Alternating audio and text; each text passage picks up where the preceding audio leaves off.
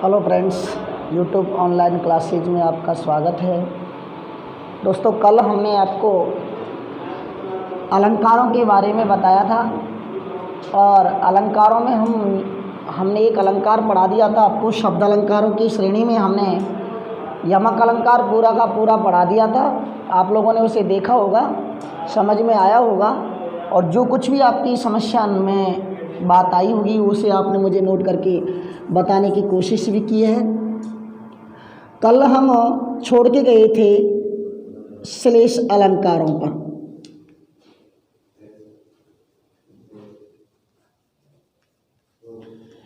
और यहाँ तक हम कल पढ़ चुके थे कि श्लेष अलंकार का शाब्दिक अर्थ चिपकना होता है। एक शब्द एक से अधिक बार नहीं आता, अर्थात एक शब्द एक ही बार आता है और उसके अर्थ अनेक निकलते हैं, वहाँ श्लेष अलंकार होता है। उदाहरण भी मैंने आपको दे दिया था, कुछ और उदाहरण भी देख लेते हैं उसका। जैसे हमने आपको ये कहा था कि मैं उदाहरण लिख देता हूँ, मुदित देख घनश्याम को केशव और किसान। देखिए दोस्तों, यहाँ एक शब्द आया है और उस शब्द का नाम है घनश्याम। गौर से देखना, दो शब्द हैं, एक केशव है और दूसरा किसान है। आपसे ये कहा था कि शब्द एक ही आता है लेकिन वाक्य में प्रयुक्त अन्य शब्दों के अनुसार उसके अर्थ अनेक यानी अलग अलग निकलते हैं। यहाँ केशव के लिए घनश्याम का अर्थ कृष्ण आया और किसान के लिए घनश्याम का अर्थ आया काले बादल। मुदित देख घनश्याम को केशव और किसान। यहाँ यूँ दूसरा तरीके से ये भी कह सकते हैं कि मुदित देख घनश्याम को ब्रजजन और मयूर, ऐसे भी लिख सकते हैं अपन।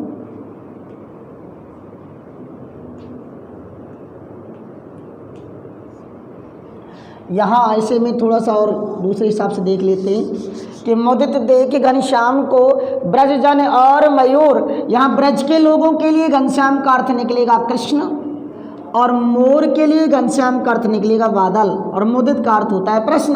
अर्थात ब्रज के लोग कृष्ण को देख करके प्रश्न हुए और मोर काले बादलों को देख करके प्रसन्न हो गए, खुशी हो गए। अब दूसरा इसका उदाहरण भी हम और देख लेते हैं कि सुवर्ण को ढूंढत फिरे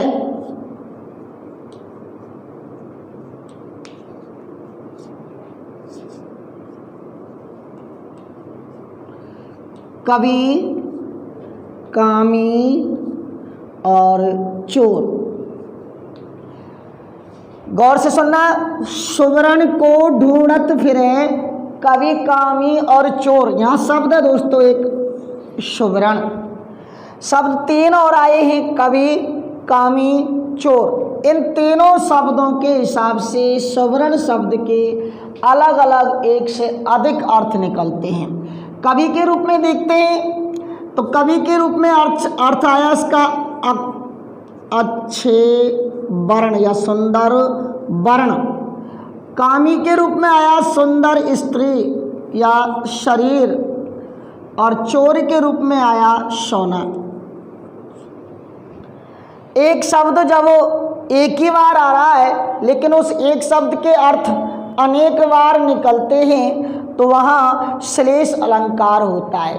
शब्द एक, अर्थ अनेक। एक उदाहरण और देख लेते हैं। जैसे मैं लिख दूं, हलधर को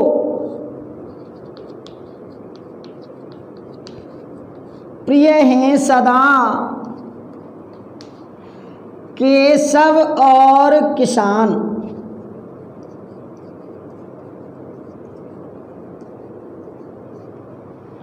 हलधर को प्रिय हैं सदा केशव और किसान।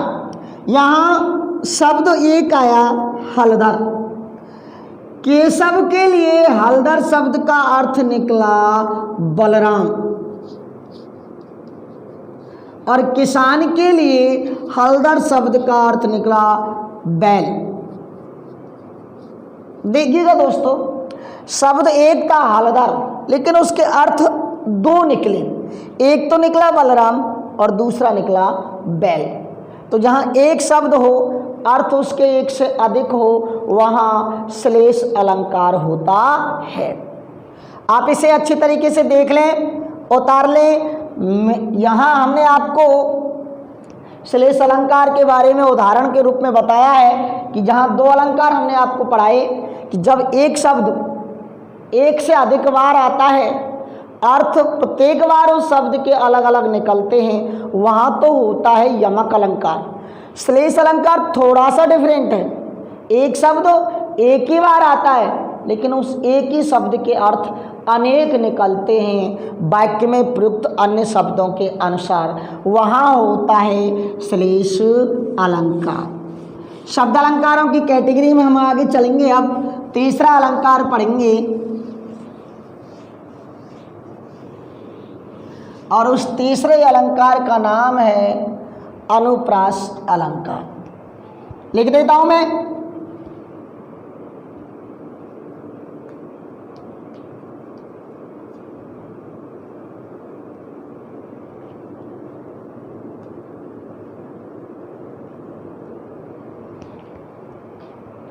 दो रूपों से बना, अनु प्लस प्रास।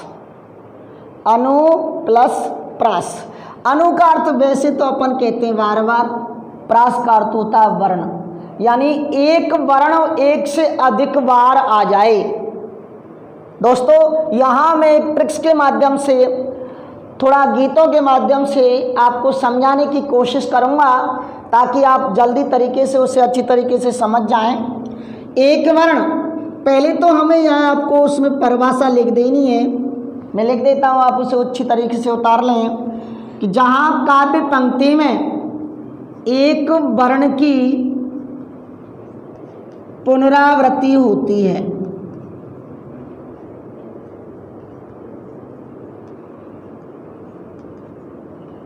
एक वर्ण की पुनरावृत्ति होती है, वो वर्ण कोई सा भी हो सकता है, जैसे क, च, ट, त, प, मैं, कोई सा भी क, च, ट, ट, त, प, मैं, कोई सा भी वर्ण हो सकता है। यदि वो एक से अधिक बार आ रहा है तो वहाँ अनुप्रास अलंकार होता है।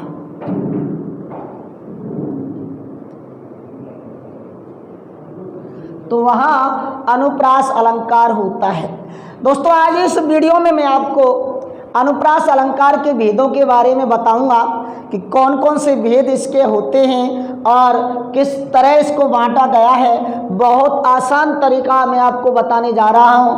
बहुत से ये कहते हैं सर हमें याद नहीं होता, तो आज इस वीडियो को देखने के बाद आपकी ये गलतफहमी भी दूर हो जाएगी। मूलभूत रूप से इसके 4 प्रकार बता दिए गए थे, लेकिन कतबे विद्वानों ने इसका एक भेद और भी बताया था। तो आज हम यहाँ 5 भेदों के बारे में पढ़ने जा रहे हैं। पहले तो मैं इनके भेद लिख देता हूँ दोस्तों। नंबर 1 है छेकानुप्रास। नंबर 2 है व्रत्यानुप्रास। नंबर 3 पर आता है आपका श्रुत्यानुप्रास। नंबर 4 पर आता है अंत्यानुप्रास, और नंबर 5 पर आता है लाटानुप्रास। अनुप्रास अलंकारों को हमने 5 भागों में बांट दिया। पहला तो था छेकानुप्रास, दूसरा था व्रत्यानुप्रास, तीसरा था श्रुत्यानुप्रास, चौथा था अंत्यानुप्रास और पांचवा था लाटानुप्रास। हम इनको अलग अलग देखते चलें। पहला पार्ट है हमारा छेकानुप्रास। दोस्तों छेकानुप्रास जैसा कि नाम से दिख रहा है, अपन बोलचाल की भाषा में बोलते हैं छेक दिया, अलग कर दिया, अर्थात जहाँ काव्य पंक्ति में एक वर्ण की पुनरावृत्ति एक ही बार होती है, इसमें एक से अधिक वर्ण भी आ सकते हैं, लेकिन उनकी पुनरावृत्ति एक ही बार होती है। जैसे मैं यूँ लिखूं, मोहिनी मूरत श्यामली सूरत, नैना बनी विशाल।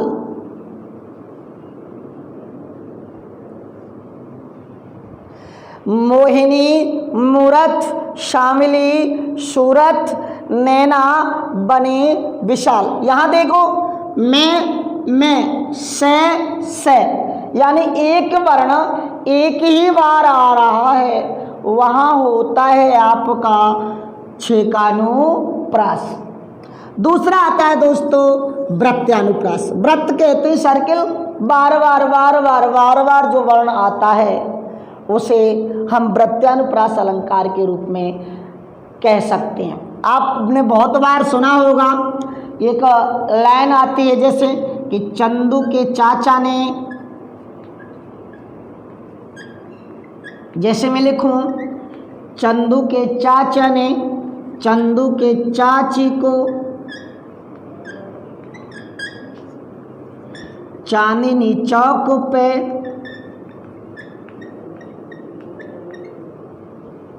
चटनी चटाई।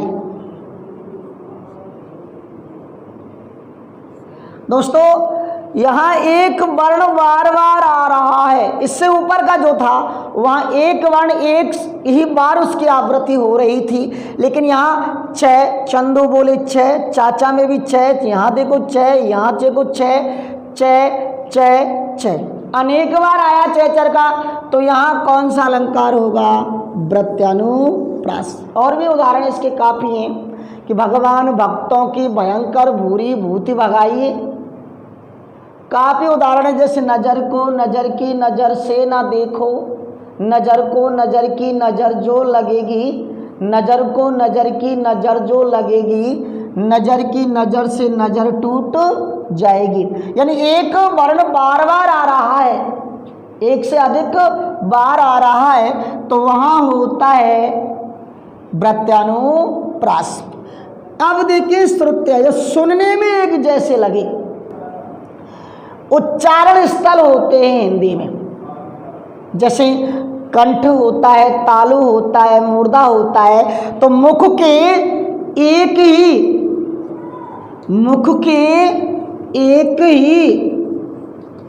उच्चारण स्थान से उच्चारित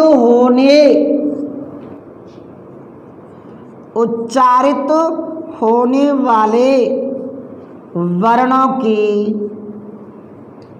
पुनरावृत्ति होती है।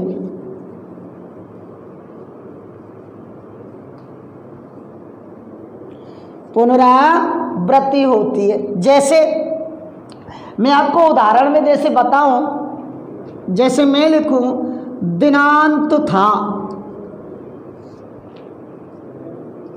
आराम से नोट करते चलें। दिनांत था, थे, दिननाथ डूबते। दिनांत था, थे, दिननाथ डूबते। अब देखिए यहाँ, वैसे तो इसकी भाषा देख लेना आप, दिन का अंत था, दिननाथ, दिन के स्वामी यानी सूर्य भगवान डूब रहे थे। अब देखो यहाँ वेदवाद कौन सा स्थान है उच्चारण का?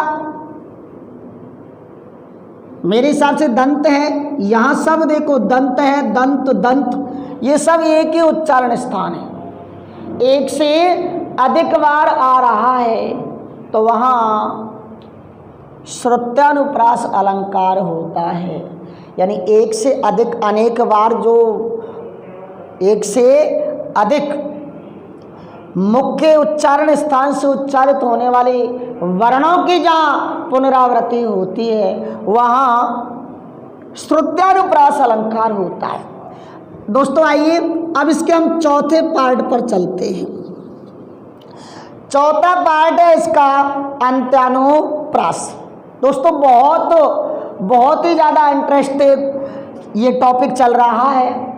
अंत्यानुप्रास में जब भी हम पढ़ेंगे तो अंतिम जो इनके पद होते हैं, 2 लाइन होती हैं, तो अंतिम पदों के स्वरों में यहाँ आपको समानता देखने को मिलेगी। जैसे अंतिम पदों में समानता कैसे को देखने को मिलेगी आपको?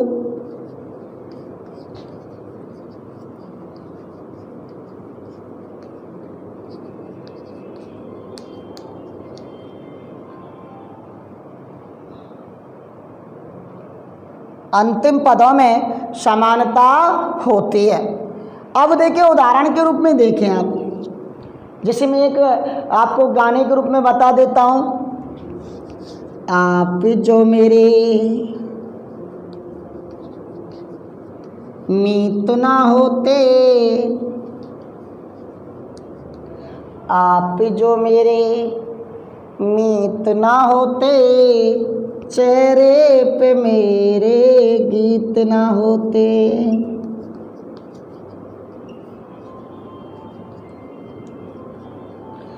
आप जो मेरे मीत ना होते, चेहरे पे मेरे गीत ना होते। अंतिम वर्ण देखने का मैंने कहा था आपको, अंतिम स्वरों में, काव्य पंक्ति के अंतिम स्वरों में आपको क्या मिलेगी? समानता मिलेगी। जैसे अंत में देखो होते, यहाँ भी आपको क्या मिलेगी? होते। तो अंतिम पदों में क्या मिली? समानता। तो जहाँ काव्य पंक्ति के अंतिम पदों में समानता मिलती है वहाँ हमने इसका उदाहरण दिया अंत्यानुप्रास का। और भी उदाहरण आप देख सकते हैं कि रघुकुल रीत सदा चल आई, प्राण जाई पर वचन न जाई। रघुकुल रीत सदा चल आई, प्राण जाए पर वचन न जाई। आई और आई, ई अंत में आ रहा है, इसलिए यहाँ कौन सा अलंकार है? अंत्यानुप्रास। कौन सा अलंकार है? अंत्यानुप्रास। एक उदाहरण और भी देख सकते हैं अपन, बहुत सी बार कॉमन है, बहुत बार पढ़ा गया है कि बुंदेले हर बोलों के मों हमने सुनी कहानी थी। लास्ट में आया थी कि बुंदेले हर बोलों के मों हमने सुनी कहानी थी। खूब लड़ी मर्दानी वह तो झांसी वाली रानी थी। लास्ट में भी क्या आया? थी। दोनों लाइनों में थी आया। तो मैंने आपसे यही कहा था कि जहाँ अंतिम पदों में समानता आ जाए स्वरों में, वहाँ अलंकार का भेद होता है, अंत्यानुप्रास। एक उदाहरण और भी बार बार पूछा गया। रामायण में तुलसीदास जी ने लिखा था कि ढोलो गमार शूद्र पशु नारी। शब्द देखना कि ढोलो गमार शूद्र पशु नारी, सकल ताड़ना के अधिकारी। लास्ट में री आया, ऊपरली लाइन में भी री और नीचे की लाइन में भी री आया। तो दोनों पदों में जहाँ समानता होती है स्वरों में, वहाँ अलंकार का भेद होता है, अंत्यानुप्रास अलंकार। अब एक लास्ट भेद रह गया इसका, वो देखते हैं, उसके बाद देखना। मैं आप इसे उतार लें, अच्छी प्रकार से नोट करते चलें, समझते हुए लिखना, टाइम का सदुपयोग करें।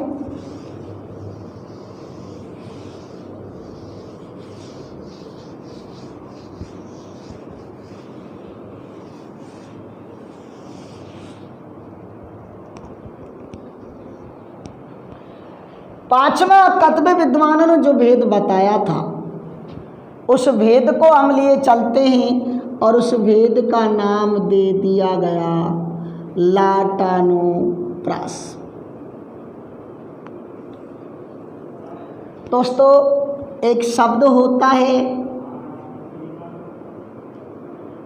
एक शब्दांश होता है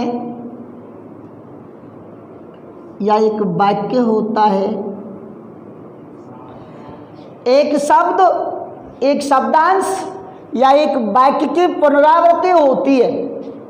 एक शब्द की, शब्दांश की या वाक्य की पुनरावृत्ति होती है, लेकिन जब अन्वय किया जाता है तो इनके अर्थ में परिवर्तन हो जाता है, लेकिन मूलभूत रूप में देखा जाता है तो अर्थ में कोई अंतर नहीं आता। उदाहरण देखते चलें अपन। इसका एक बहुत बड़ा, बहुत अच्छा उदाहरण है, सभी लोग उस उदाहरण को जानते हैं, कॉमन है कि पूत कपूत तो क्यों धन संचय।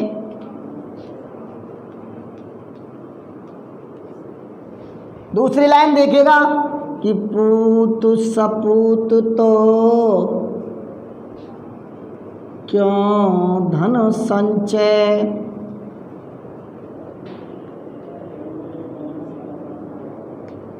कि पूत कपूत तो क्यों धन संचय। दूसरी लाइन पूत सपूत तो क्यों धन संचय। अर्थ देखते चले, देखना अर्थ वैसे देखते चले आप कि यदि पुत्र कपूत है तो धन इकट्ठा क्यों किया जाए। फिर दूसरा अर्थ देखिए, पुत्र यदि सपूत है तो धन इकट्ठा क्यों किया जाए।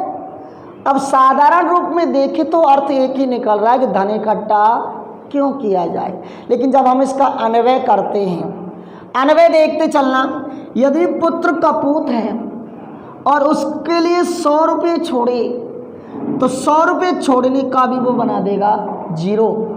लेकिन यदि पुत्र सपूत है, उसके लिए 0 दिया गया तो उसके लिए इस 0 को बना देगा वो 100 रुपये।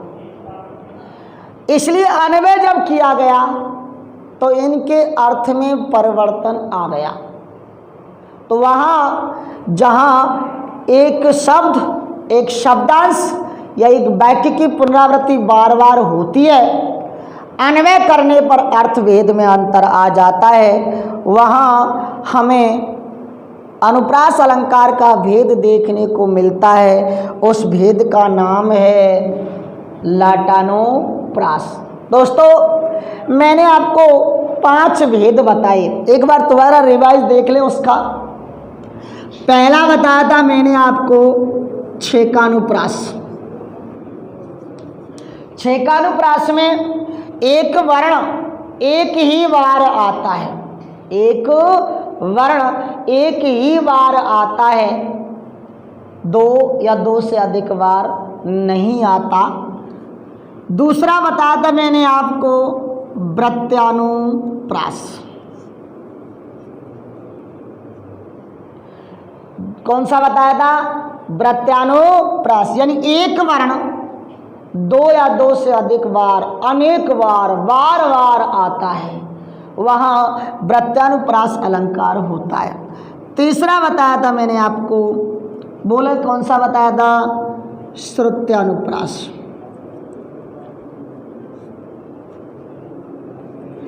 श्रुत्यानुप्रास अलंकार में मौके एक ही उच्चारण स्थान आपको बताया था, कंठ, तालु, मूर्धा, दंत, ओष्ठ।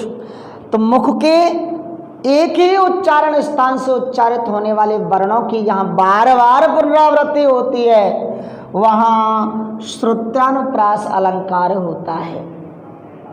हमने आपको उदाहरण में भी बता दिया था। अब जैसे मैं आपको आगे बताऊंगा, फिल्मी गानों पर मैं आपको याद करने की ट्रिक्स भी बताऊंगा।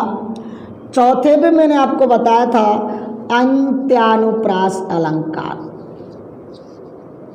अंतिम पदों के स्वरों में हमें समानता देखने को मिली, अंतिम पदों के स्वरों में समानता देखने को मिली, जिसमें मैंने बताया था, आप जो मेरे मीत ना होते, चेहरे पे मेरे गीत ना होते।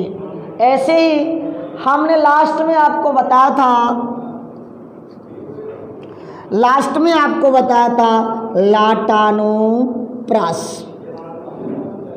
इसमें हमने आपको बता दिया था कि जहाँ एक शब्दांश या एक वाक्य की बार बार पुनरावृत्ति हो रही है, एक से अधिक बार आ रहा है, लेकिन जब अन्वय किया जाता है तो उस अन्वय भेद में काफ़ी अंतर देखने को मिलता है। उस अलंकार का नाम हमने दे दिया लाटानुप्रास। दोस्तों, यहाँ हमने आपको बताने की कोशिश की अब तक। यमक अलंकार के बारे में आपको पढ़ाया, श्लेष अलंकार के बारे में आपको बताया, और आज मैंने आपको पूरा समझाने की कोशिश की अनुप्रास अलंकार के बारे में। अनुप्रास अलंकार में आपने एक ही बात देखा था कि वर्ण की पुनरावृत्ति होती है। अनुप्रास में वर्ण की पुनरावृत्ति, श्लेष में शब्द की, और यमक में भी शब्द की पुनरावृत्ति होती है। दोबारा से देख ले एक बार फिर मैं टॉपिक पर। एक वर्ण एक से अधिक अनेक बार बार आता है। श्लेष में एक शब्द एक ही बार आता है, लेकिन उस एक ही शब्द के अर्थ अनेक बार अनेक निकलते हैं। जबकि यमक अलंकार में एक शब्द एक से अधिक अनेक बार आता है, और प्रत्येक बार उस शब्द के अर्थ अलग अलग निकलते हैं। वहाँ यमक अलंकार आता है। मैंने आपको पूरा का पूरा शब्द अलंकार समझाने की कोशिश की, अच्छी ढंग से मैंने आपको बताने की कोशिश की। आशा है आपने इनको अच्छी तरीके से देखा होगा, पढ़ा होगा, लिखा होगा, और जो भी आपकी समस्याएं हैं वो मुझे आप कमेंट्स करके बताएं।